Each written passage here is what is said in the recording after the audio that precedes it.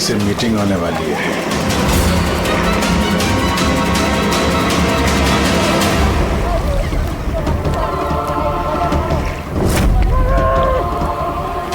ये दूसरा आदमी कौन है, दिख नहीं रहा।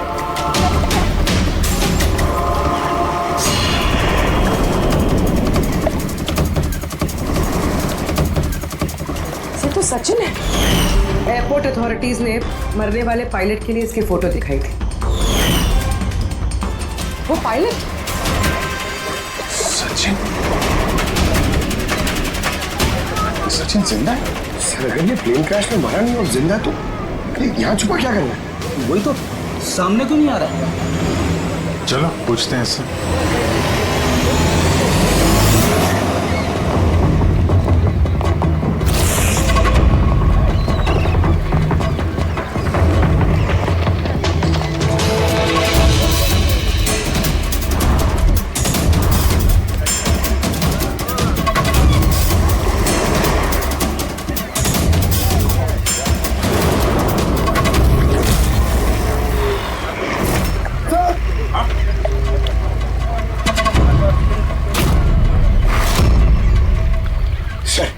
ये तो मर गया। मर गया। वो देखो ना, सचिन भाग रहा है सर।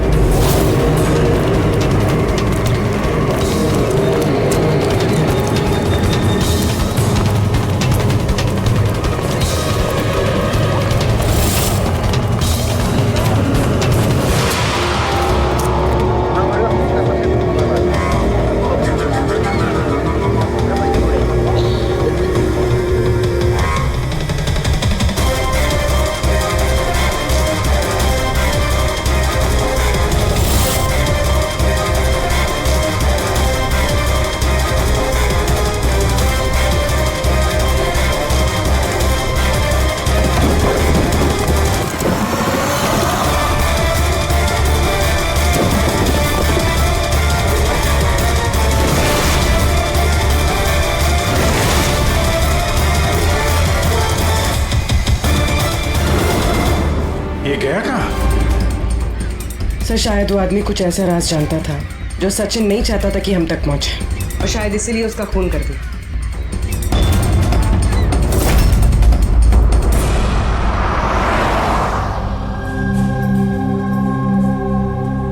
सर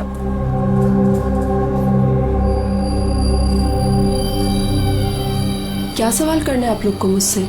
आपके पति सचिन के बारे में क्या आप बता सकती हैं कहाँ मिलेगा वो? ये कैसा सवाल है इंस्पेक्टर? आप लोग को तो पता है ना कि अभी उनका एक प्लेन क्रैश में। जी नहीं, सचिन जिंदा है। जिंदा है? जी हाँ। और आपको शायद ये जान के दुख होगा कि वो एक खून करके फरार है। वैसे कितने पैसे मिले थे सचिन को इस साजिश का हिस्सा बनकर? पैसे? पैसे नहीं मिले। पैसे मिले होते तो मैं यहाँ कॉफी शॉप में काम नहीं कर रही होती। और वैसे भी हमारी शादी कुछ ठीक नहीं चल रही थी। आपकी शादी ठीक नहीं चल रही थी? क्या मतलब, मैं पूछ सकता हूँ क्या प्रॉब्लम थी? दीप्ति नाम की एक लड़की है, एयर होस्टेस है। बहुत बार कहते थे भी कि तुझसे डाइवोर्स लेके उसके साथ रहना है। कहाँ रहती, कहाँ है ये? सिंगापुर। सिंगापुर। क्या सचिन जिंदा है? ऐसा नहीं हो सकता सर, हमने खुद अपनी आंखों से उसे प्लेन में चढ़ते हुए देखा है। सर इतने भयानक हादसे में उसका जिंदा रहना मुमकिन नहीं है सर। अरे यार, पैराशूट वगैरह से कूद गया हो तो? नहीं सर, अगर पैराशूट लेके कूदता तो किसी ना किसी की नजर जरूर पड़ती उस पर।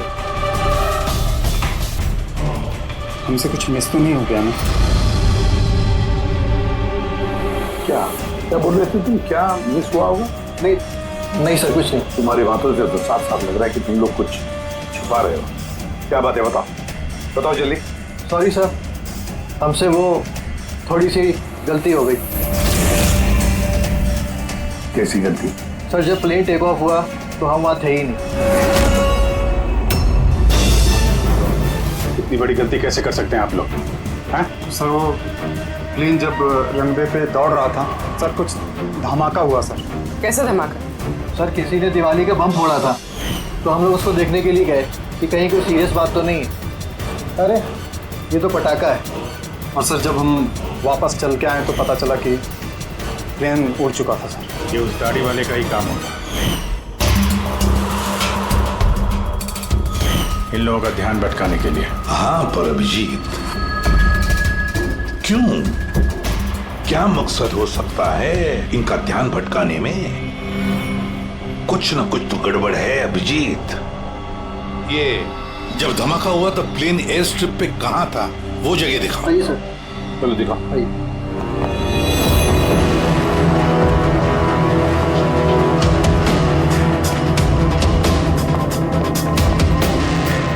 एक मिनट अभिजीत, ये तो खून है, सूखा हुआ खून। सर, खून का रंग देख के लग रहा है ज्यादा पुराना नहीं होगा, आजकल का ही होगा। ये खून किसका खून है? ये यहाँ पर कैसे? पता नहीं सर। पता नहीं, हर बात का एक ही जवाब है तुम्हारे पास, हमें पता नहीं। और तो फिर पता क्या है तुम्हें? सर, एयर स्ट्रिप पे खून है, कुछ ना कुछ तो हुआ है यहाँ पे। ये बात तो पक्की है, पर क्या? और फिर ये खून है किसका?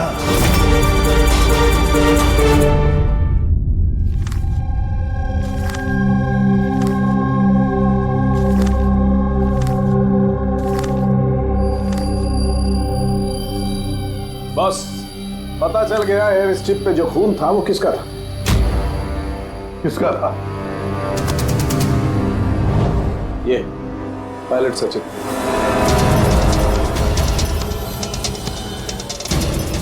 पायलट सचिन का खून? लेकिन उसे चोट लगी कैसे और कब? सर, जब हम उसे जेटी पे मिले थे तब उसने स्लिंग बैंडेज पहन रखा था और उसके हाथ पे पट्टी भी बंधी हुई थी। पर इंजीनियर्स तो बता रहे थे कि जब सचिन टेक ऑफ के लिए जा रहा था तो वो बिल्कुल ठीक ठाक था, कोई चोट वोट नहीं थी उसे। इसका एक ही मतलब है अभिजीत, सचिन को चोट एयर स्ट्रिप पर ही लगी है। प्लेन टेक ऑफ होने से पहले ही सचिन एयर स्ट्रिप पर कूदा और उसे चोट उसी वक्त लगी है। बिल्कुल ऐसा ही हुआ होगा बॉस, क्योंकि इसीलिए सचिन क्रैश में मारा नहीं गया, क्योंकि वो प्लेन में था ही नहीं। लेकिन सालू के साहब, किसी ने सचिन को प्लेन में से कूदते हुए देखा किसे नहीं? अरे यार, वो पंकु ने पटाखा चलाया था ना ध्यान भटकाने के लिए। ये सब सचिन और पंकु का प्लान था sir.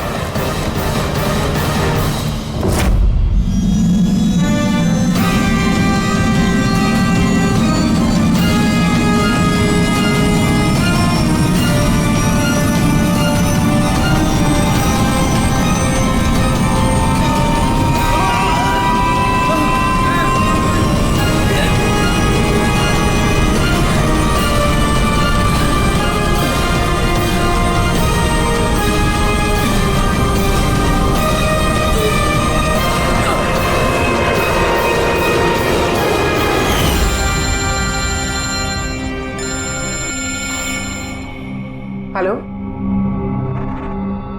Okay, thank you. Sir, Sachin की वो गर्लफ्रेंड दीप्ति जो सिंगापुर में रहती है, उसका नंबर मिल गया। सचिन, क्या हुआ उसे? वो ठीक तो है ना? दीप्ति, एक बात बताओ, आखिरी बार तुमने सचिन के साथ कब बात की थी? 2 दिन पहले। 2 दिन पहले? मगर सचिन की बीवी ने तो हमें बताया कि तुम दोनों का रिश्ता टूट चुका है। नहीं, शायद उसने अपनी बीवी को नहीं बताया होगा कि वो मुझसे मिलने सिंगापुर आ रहा है। अच्छा, सिंगापुर कब आने वाले हैं सचिन? अब 1 हफ्ते बाद।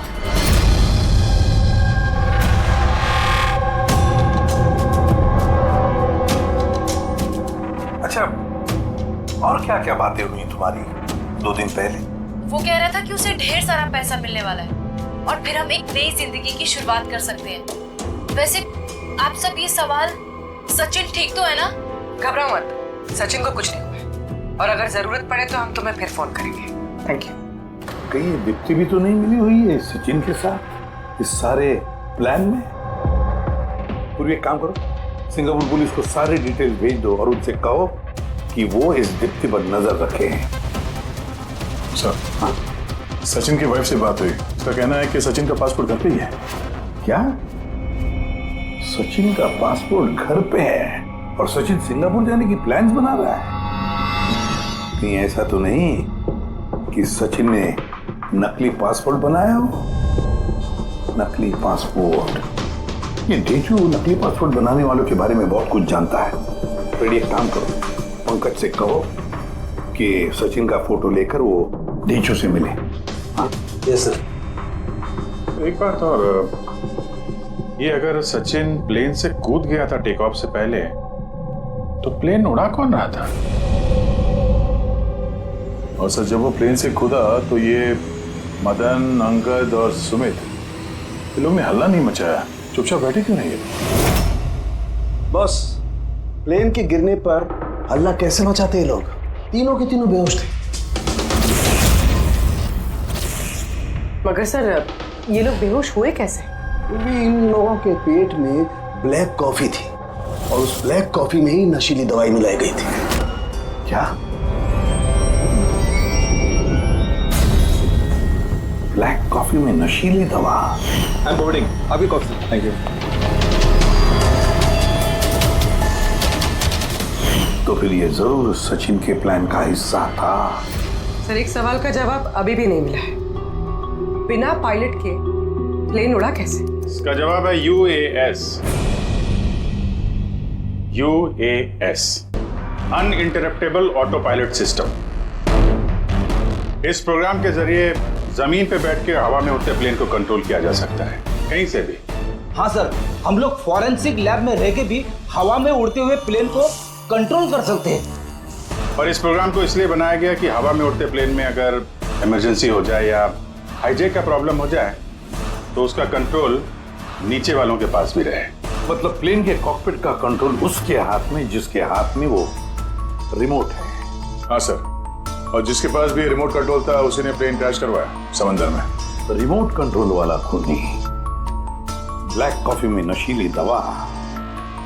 अगर एक बार पता चल गया ना कि ये ब्लैक कॉफी में नशीली दवा डाली किसने और पिलाई किसने, तो समझ लो ये रिमोट कंट्रोल वाले खूनी तक हम पहुंच गए। Remote control. Black coffee? Sir, Madan तो ब्लैक कॉफी पीते ही नहीं थे, उन्हें हाई ब्लड प्रेशर था। और सर, मैंने भी सुमित को ब्लैक कॉफी नहीं दी थी क्योंकि जिस वक्त वो घर से निकले मैं भी घर पे नहीं थी। देखिए, उन तीनों के पेट में से ब्लैक कॉफी मिली थी जिसमें वो नशीली दवा भी थी। आप लोग तो कह रहे हैं कि आपने किसी ने भी अपने पतियों को ब्लैक कॉफी नहीं पिलाई, तो हो सकता है किसी और ने पिलाई हो उनको, या फिर कहीं बाहर गए थे तो वहां पर पी हो। कहीं गए थे क्या? हाँ सर, उन्हें हमारा ड्राइवर रवि एयरपोर्ट छोड़ने गया था, तो शायद हो सकता है अगर उन्होंने कहीं बाहर से कॉफी पी हो तो उसे जरूर पता होगा। रवि, जरा बुलाइए उसे, कहाँ है? सर, जब से ये हादसा हुआ है उसने काम पे ही आना बंद कर दिया, उसने हमारे फोन भी उठाना बंद कर दिया। मतलब अभिजीत, ये रवि कल से गायब है।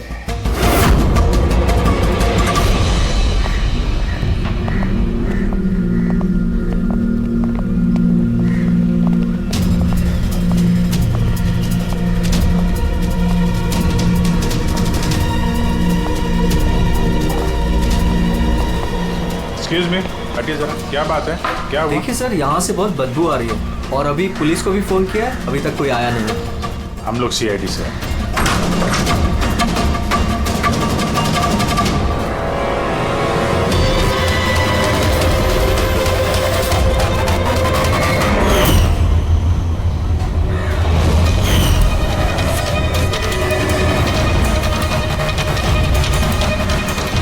सर, एक और मौत।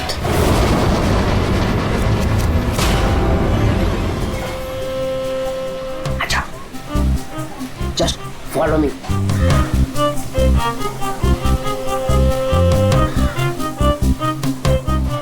पंकज, चुपचाप मेरे पीछे पीछे चलते रहना। जब तक मैं यहाँ हूँ तुम्हें घबराने की थोड़ा भी जरूरत नहीं है। ओ ढेचू, मैं घबराता नहीं हूँ, समझा? मैं CID से हूँ। सब चलो, फॉलो मी, इधर चलो।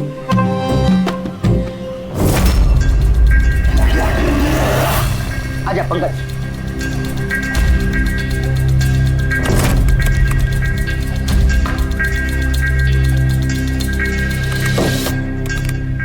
क्या दोस्त, सुना है तुम बहुत अच्छा पासपोर्ट बनाते हो? किससे सुना? मेरे एक दोस्त ने बताया। दोस्त? कौन दोस्त? ये नहीं, मैं नहीं जानता इसे।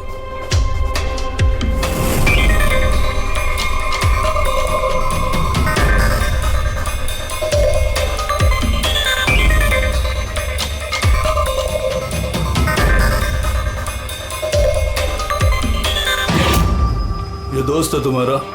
तुम्हें कोई शक है? बहुत अच्छे से जानता हूँ इसे मैं। इसका पासपोर्ट भी रेडी पड़ा है, बनकर मेरे पास। अरे वाह, फिर तो मेरा भी पासपोर्ट बन जाएगा ना? बन जाएगा, लेकिन 2 पेटी लगेगा। अरे यार देता हूँ दो पेटी। वो क्या चाहिए देखो? 2 पेटी आम चाहिए, 2 पेटी सेब चाहिए, क्या चाहिए? ए शाने, 2 पेटी मतलब 2 लाख। 2 लाख? 2 लाख। चलिए बता, नाम क्या लिखना है तेरा पासपोर्ट पर? Sub inspector Pankaj, CID। CID? हाँ, CID।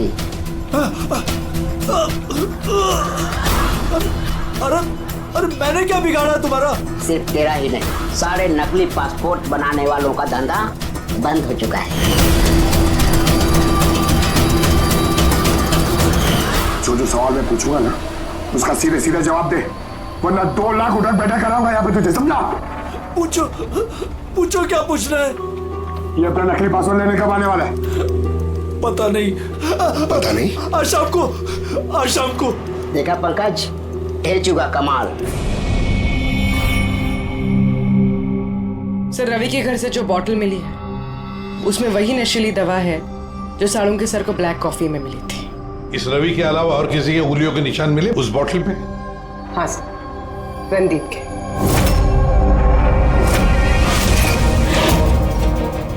रणदीप, ये रणदीप ब्यूरो में आकर जोर जोर से चिल्ला कर अपनी बेगुनाही साबित करने की कोशिश कर रहा था। पहले उसने रवि का इस्तेमाल किया खून करने में, फिर रवि को ही मार डाला। सर, मैंने रणदीप को कॉल भी ट्राई किया, लेकिन उसका फोन बंद आ रहा है। एक बार ये सचिन मिल जाए ना, तो वही पहुंचाएगा हमें इस रणदीप तक। शाम को तो आने वाला ही है वो, अपना नकली पासपोर्ट लेने के लिए।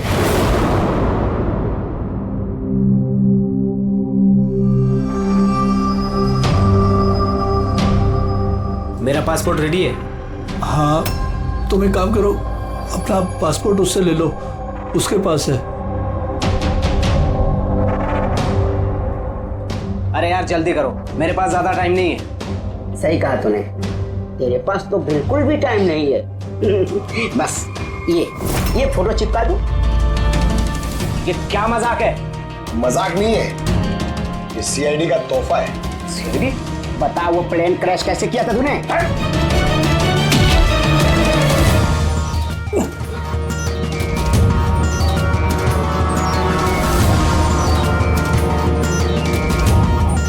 CID से भाग के टेक ऑफ करना इतना आसान नहीं है। इमरजेंसी लैंडिंग करनी पड़ जाती है मुजरिमों को। पैसों के लालच में अंधा हो गया था मैं। इस काम के लिए मुझे 50 लाख रुपए दिए गए थे, लेकिन सर मुझे पता नहीं था कि वो लोग मारे जाएंगे। पैसे किसने दिए थे तुझे, ये बता।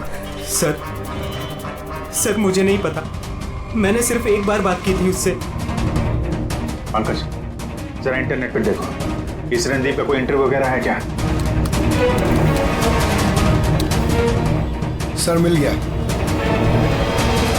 मैं अपनी कामयाबी का पूरा श्रेय अपनी कड़ी मेहनत और सच्चे लगन को देता हूं। इस दुनिया में कुछ भी नामुमकिन नहीं है। मैं कहां था और कहां आ गया। सर ये उसी की आवाज है सर, आई एम श्योर ये उसी की है। आवाज रणदीप की और वाइल पे उंगलियों के निशान भी रणदीप के। रणदीप,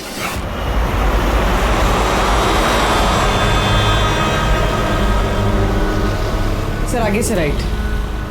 सर ये रणदीप का तो फोन बंद है सर। तो उसकी लोकेशन कैसे ट्रैक करेंगे? अरे फोन बंद है तो क्या हुआ पंकज, उसका वीडियो याद है? उसमें उसने अपने हाथ में एक ब्रेसलेट पहना हुआ था। मैंने वो इंटरव्यू दोबारा चेक किया। मगर सर ब्रेसलेट से लोकेशन कैसे ट्रैक करेंगे? पंकज, ये कोई मामूली ब्रेसलेट नहीं है। उस ब्रेसलेट में जीपीएस ट्रैकिंग भी लगाया हुआ है, और ऐसी ब्रेसलेट ज्यादातर ये टाइप 1 डायबिटीज वाले ही पहनते हैं। ब्रेसलेट में जीपीएस होता है सर? हाँ, ताकि अगर मरीज की तबीयत अचानक अगर खराब हो जाए या उसे चक्कर वक्कर आ जाए तो उसके परिवार वाले जीपीएस के सहारे उसे आसानी से ट्रैक कर सकते। पर सर ये जीपीएस बता रहा है कि रणदीप कुंदूवड़।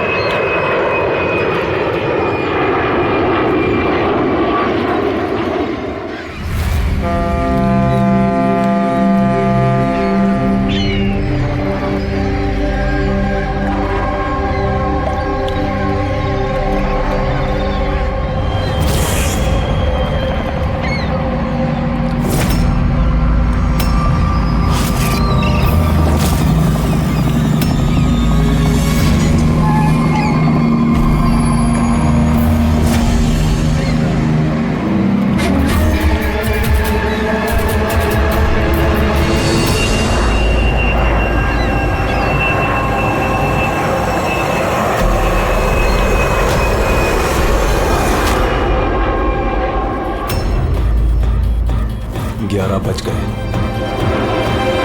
आ गया, अब ये प्लेन गिरेगा।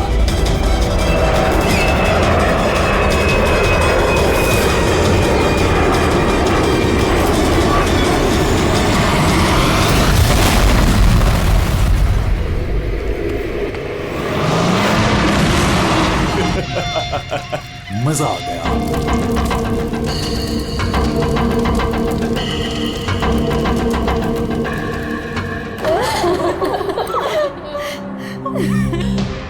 प्लेन में आप तीनों के हस्बैंड्स के अलावा सिर्फ पायलट था।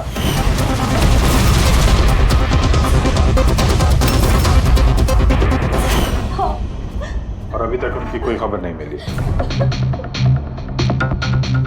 देखिए, अथॉरिटीज से हमने पूरी पूछताछ की और उन्होंने बताया कि प्लेन में कोई तकनीकी खराबी नहीं थी। तो फिर आप लोगों को ऐसे क्यों लगता है कि ये एक्सीडेंट नहीं था, ये प्लेन क्रैश नहीं था, बल्कि किसी ने जानबूझकर इनका खून किया है? उन्हें कई दिनों से धमकी भरे कॉल्स आ रहे थे। देखिए, आप तीनों के हस्बैंड जाने माने बिल्डर्स हैं, तो धमकी वगैरह तो हो सकता है कि ऐसे कॉल्स आ गए हों, लेकिन एग्जैक्टली क्या हुआ था आप बता सकते हैं? हाँ, वो तीनों सूरत जा रहे थे कोई जमीन खरीदने, पर कुछ बिल्डर्स थे जो ये नहीं चाहते थे कि ये डील हो। हाँ सर, करोड़ों की डील थी, जरूर ये काम उन्हीं में से किसी का होगा। अगर धमकी भरे कॉल आ रहे थे तो आप लोगों ने पुलिस की मदद क्यों नहीं ली? सर, हम पुलिस के पास जाना चाहते थे, पर हमारे पतियों ने हमें रोक लिया। हेलो, कौन बोल रहा है? खबरदार, अगर उस सूरत वाली जमीन के बारे में सोचा भी तो, समझे? धमकी दे रहा है? धमकी दे रहा है मुझे? धमकी समझ लो तुम। कल सुबह 11 बजे अपनी जिंदगी की आखिरी सांस लोगे तुम। तुझे जो करना है कर ले, ये डील तो मैं करके रहूंगा। प्लेन क्रैश भी ठीक 11 बजे हुआ था सर। 11 बज गए, अब ये प्लेन गिरेगा।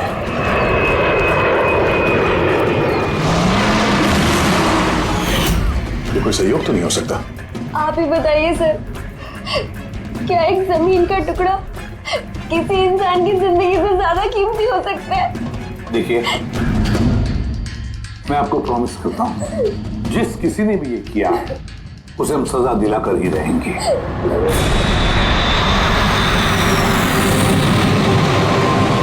सर, हमें 5 साल हो चुके हैं ये काम करते हुए, आज तक एक भी गलती नहीं हुई है। हमारे काम में सर गलती की कोई गुंजाइश ही नहीं। अगर सर प्लेन में कोई भी प्रॉब्लम होता है तो हम उसे उड़ने नहीं देते सर। तो आप लोगों के हिसाब से प्लेन में कोई खराबी नहीं थी? बिल्कुल नहीं सर। तो क्रैश कैसे हुआ प्लेन? 4 लोगों की जानें गई हैं, कौन जिम्मेदारी लेगा उसकी? सर, मैं तो खुद हैरान हूं कि ये हादसा हुआ कैसे। फ्लाइट रिकॉर्डर पता है ना आपको, जिसे हम ब्लैक बॉक्स कहते हैं, उसमें भी सब कुछ नॉर्मल दिख रहा है। नॉर्मल कहने से काम नहीं चलेगा, सब कुछ डिटेल में बताइए, शुरू से, टेक ऑफ होने से पहले से क्या हुआ था। हमने पूरा प्लेन चेक करके पायलट को हैंडओवर कर दिया। उसके बाद वो तीनों बिजनेसमैन प्लेन में बैठकर सूरत के लिए निकल गए।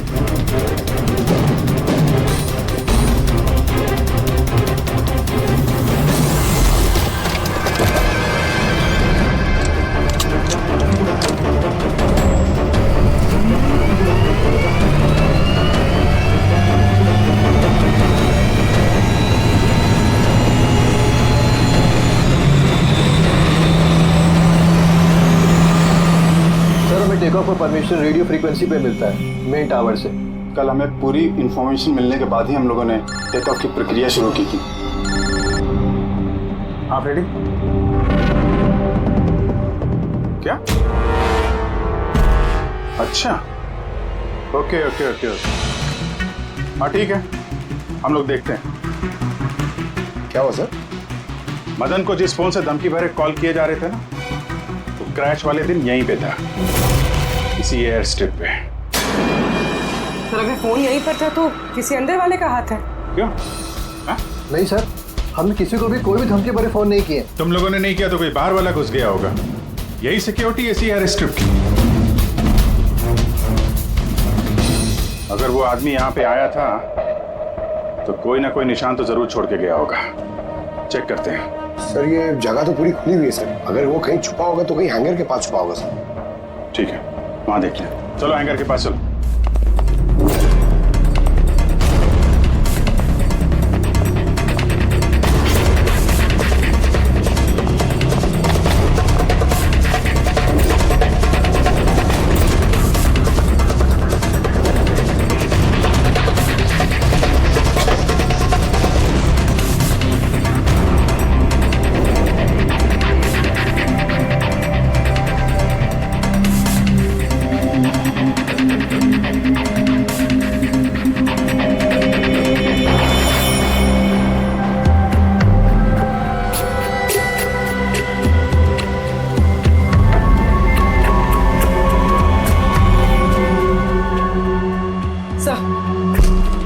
सर ये टूटा हुआ फोन मिला है। सर लगता है वो धमकी भरा कॉल इसी से किया होगा। हो सकता है, तोड़ के फेंक दिया। रख लो, कुछ ना कुछ तो मिल ही जाएगा। कहाँ पे मिला था ये?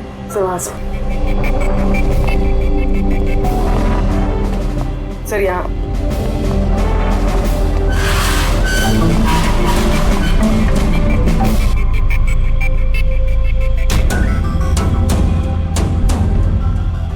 सर ये देखिए, कान जैसा कुछ लग रहा है तो कान का निशान यार। फोन भी यहीं मिला है और ये निशान भी। कहीं ऐसा तो नहीं कि वो मुजरिम यहीं दीवार पे टेक लगा के फोन पे बात कर रहा हो और हमारे लिए अपना कान का निशान छोड़ गया हो। काम करो, फोटो ले लो उसकी। सर वो कान के निशान से कुछ पता चलेगा? अरे कुछ ना कुछ तो पता चलेगा। सारुंके साहब को देंगे, वो ढूंढ निकालेंगे।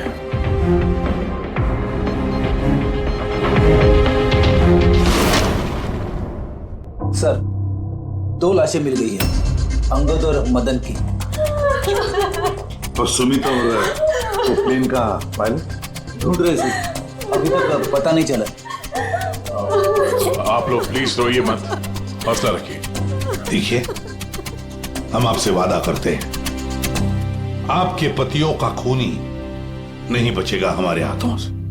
सर, हाँ सर वो फोन तो मिल गया जिसे धमकी भरे कॉल किए गए थे, लेकिन सर हमारे वहां पहुंचने से पहले खूनी ने फोन तोड़ दिया ताकि हम उस तक पहुंच ना सके। सर हम जानते हैं सब किसने किया। जानती हो किसने किया खून? रणदीप और शशि ने। रणदीप और शशि कौन है? हा? सर ये दोनों भी बिल्डर्स हैं। ये नहीं चाहते थे कि हम तीनों के पतियों की वो डील सक्सेसफुल हो। जानता था। मैं जानता था इस जुल्म का सारा इल्जाम हम दोनों पे ही लगने वाला है। आपकी तारीफ। सर यही है वो दोनों खूनी, रणदीप और शशि।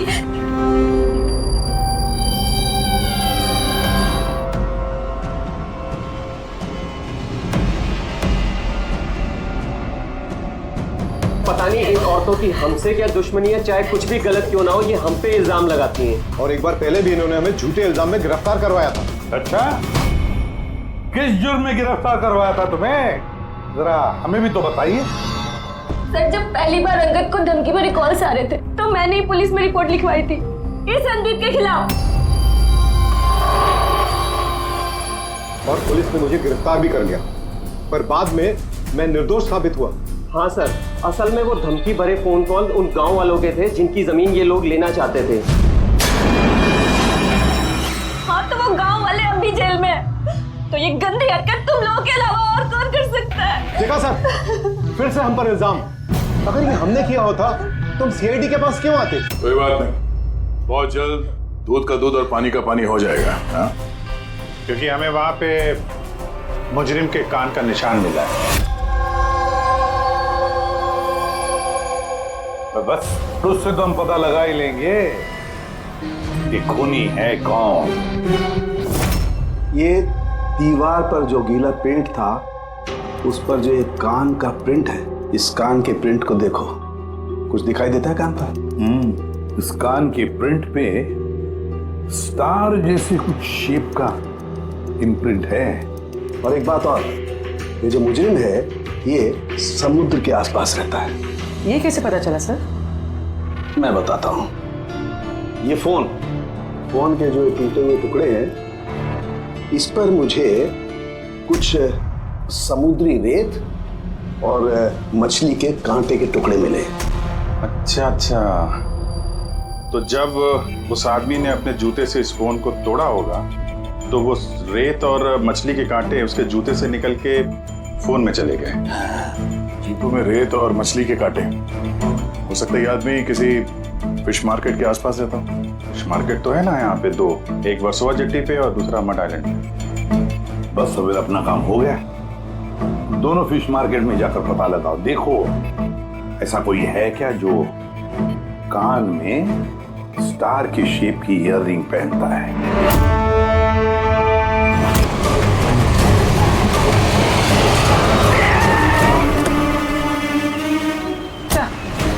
यही कहीं है, यहाँ पर।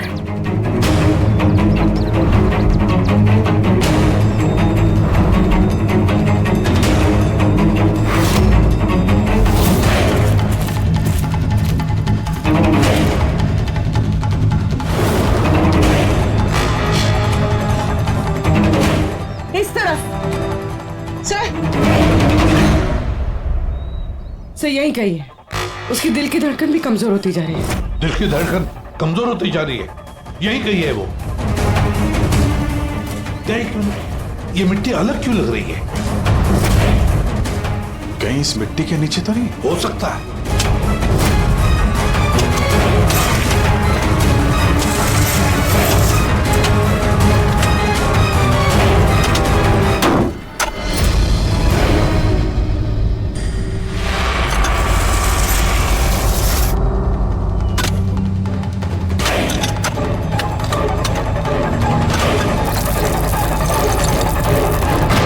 माय गॉड,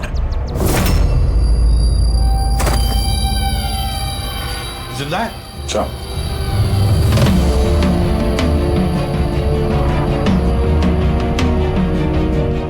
सर हम तो सोच रहे थे ये रणदीप खूनी है, पर यहाँ तो कोई उसकी ही जान लेने चला था। सर मुझे नहीं लगता कि रवि का खून रणदीप ने किया होगा, क्योंकि ब्यूरो से निकलने के बाद उसकी ब्रेसलेट की लोकेशन यहीं पर थी, वो और कहीं गया ही नहीं। मतलब जिसने भी सचिन को पैसे दिए वो रणदीप नहीं, कोई और ही है। लेकिन सर आवाज तो उससे की थी, उसने खुद पहचानी है। फिर भी आवाज बदल के बात करना कोई बड़ी बात नहीं है। और आजकल सर ऐसे ऐसे मोबाइल ऐप्स आए हैं जिसके जरिए कोई भी किसी की भी आवाज में बात कर सकता है। तो फिर कौन है वो जिसने रणदीप को फंसाने की कोशिश की? है कौन वो जिसने ये आवाज बदलने वाला ऐप इस्तेमाल किया?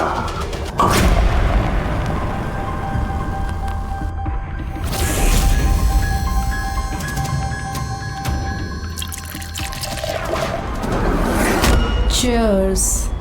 चीयर्स अनीरा जी, चीयर्स। आइए आइए। आई। मुबारक हो अनीरा जी। मुबारकबाद? वो किस लिए? उस ऐप के लिए, वो ऐप जो आपकी कंपनी ने बनाया, जिसकी वजह से कोई भी इंसान अपनी आवाज बदल सकता है। जी जी। डेमो सुनेंगे? अनीरा जी, अब तुम अपने जुर्म के लिए जेल जाओगे। अनीरा जी, अब तुम अपने जुर्म के लिए जेल जाओ। ये मजाक नहीं है। इसी डिवाइस से तुमने रणदीप को फंसाने की कोशिश की थी ना? पूर्वी, अरेस्ट करो इसे। चलिए madam.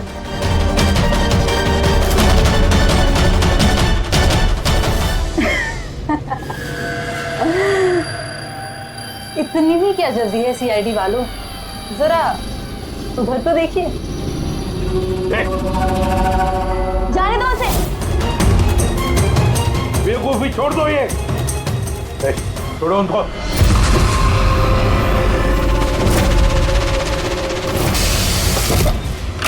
God,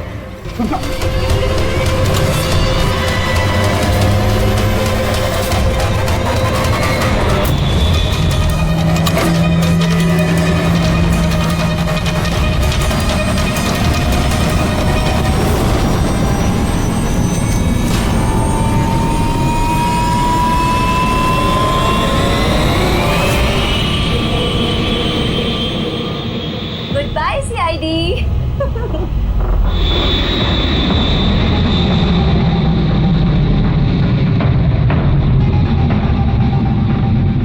well done girls, आज तक जो बड़े बड़े मुजरिम नहीं कर पाए वो हमने कर दिखाया। सीआईडी को तो नानी याद आ गई होगी।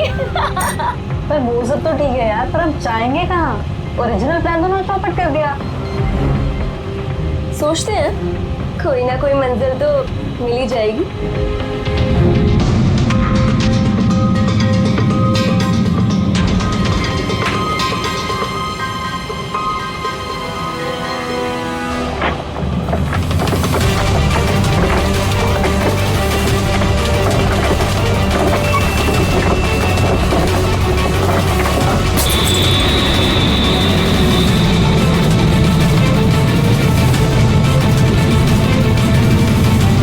अरे अमीरा, ये कैसे प्लेन उड़ा रही हो तुम? अरे मैं नहीं चला रही हूँ यार, हमने तो कहा था ना कि तुम्हें प्लेन उड़ाना आता है। अरे मैं ये नहीं कर रही हूँ, ये अपने आप हो रहा है।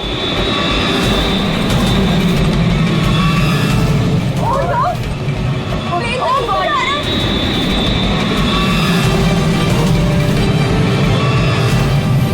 लगता है हमारी यूएस टेक्नोलॉजी किसी को पता चल गई क्या? मगर कैसे?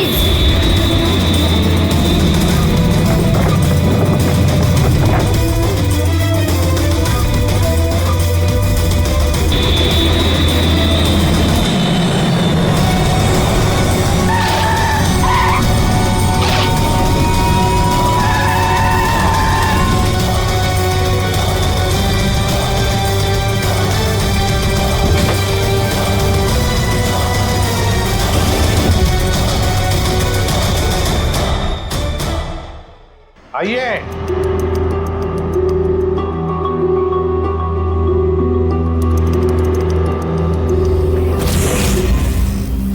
जिस देश में औरतें अपने पतियों की लंबी उम्र के लिए व्रत रखती हैं, कोई ऐसा भी कर सकता है कि अपने ही पति का खून कर दे? बहुत ठोस वजह रही होगी आप लोगों के पास। हाँ वजह थी, हमारे पति कोई दूध के दूल्हे में नहीं थे। हाँ, लोगों को तो वो ऐसे दिखाते थे कि वो हमसे बहुत प्यार करते हैं, पर घर में कुछ और ही कहानी होती थी। ना हमें उनसे प्यार मिला और ना ही वफादारी। अंगद ने तो कई बार रिया पर हाथ भी उठाया था। हॉस्पिटल में भी भर्ती हुई थी वो। इन सब से तंग आकर हमने अपने पतियों को धमकी भरे कॉल्स करवाए और सोचा मौका अच्छा है तो हमने उन्हें मरवा दिया।